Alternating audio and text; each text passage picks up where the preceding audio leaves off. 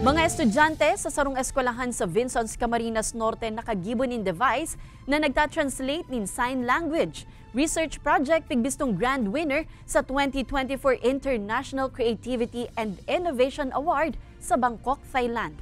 Uyan istorya ni Rosie Nieva. Sarong makabagong device ang nabilog kan grupo nin mga senior high school students kan Vinsons Pilot High School sa Banwaan kan Vinsons, Camarines Norte.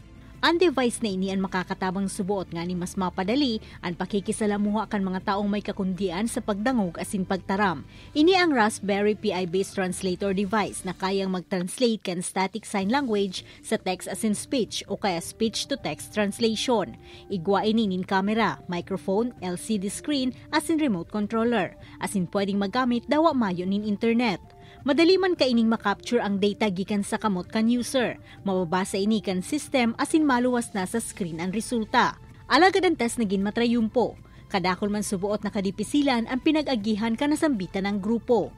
Ang pinaka naging problema po namin ay yung hardware interface kasi po most of the time di po siya nagpa-function ng maayos. So minsan po pag nagde-demonstrate po kami, ang ginagamit po namin for demonstration ay isang laptop po.